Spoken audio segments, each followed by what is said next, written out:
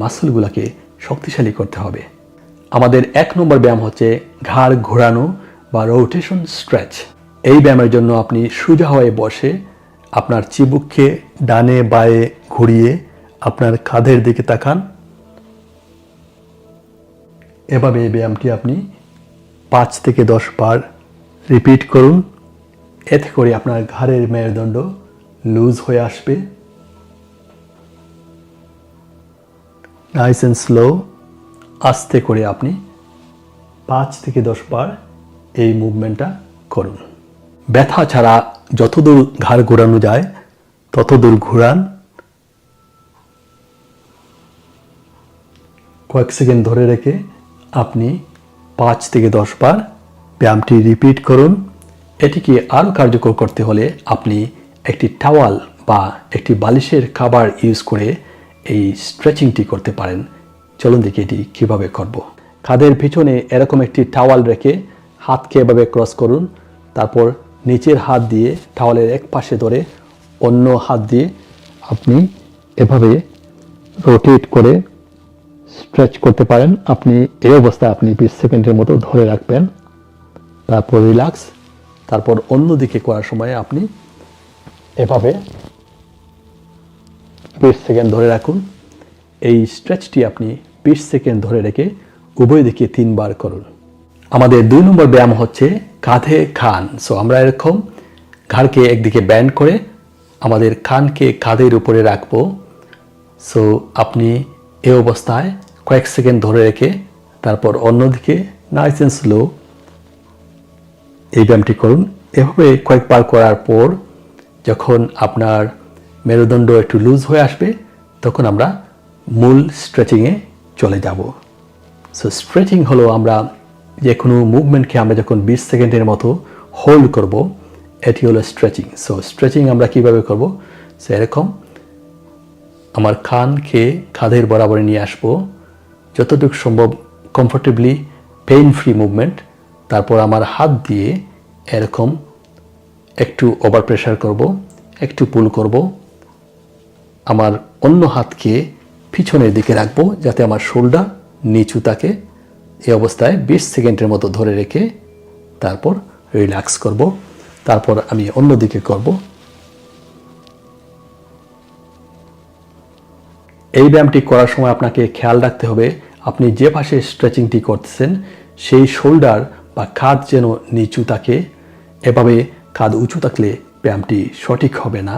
So আমি কি করি, আমি যে পাশে স্ট্রেচিং করব সেই হাতের উপর বসে যেতে প্রিফার করি। সো আপনি এভাবে করতে পারেন।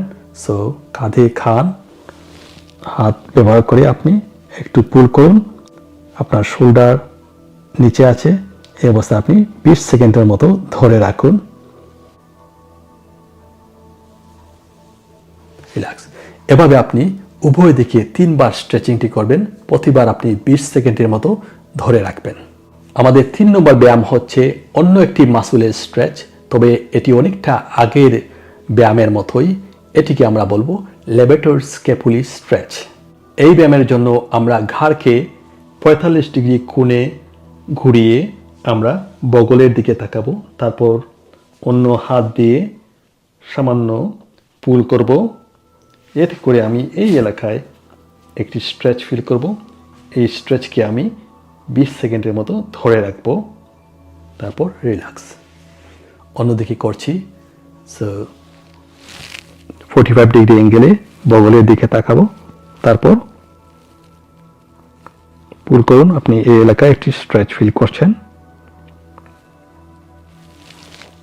এভাবে আপনি 3 বার উভয় দিকে ব্যায়ামটি করবেন।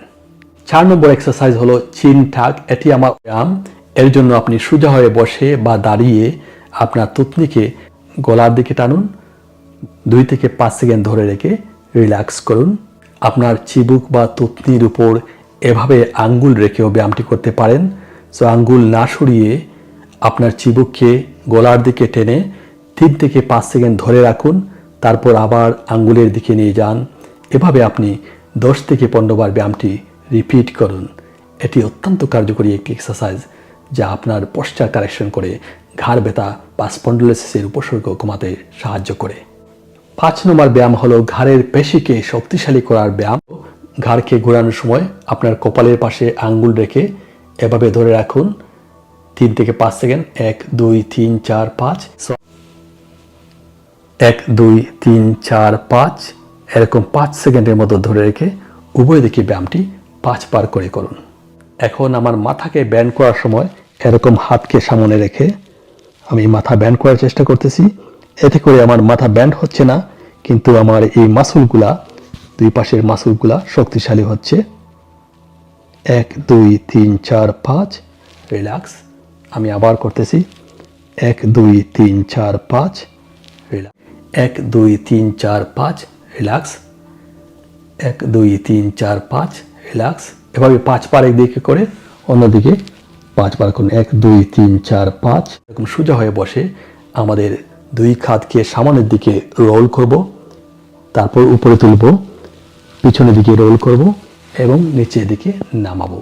সো 4টি মুভমেন্ট: রোল ফরওয়ার্ড সামনের দিকে, আপ, ব্যাকওয়ার্ডস অ্যান্ড ডাউন। এরকম কাঁধকে রোল করে আমরা বৃত্তাকারে রোল করে 5 বার ব্যায়ামটি করব। So 1 2 forward, up, back, down, 3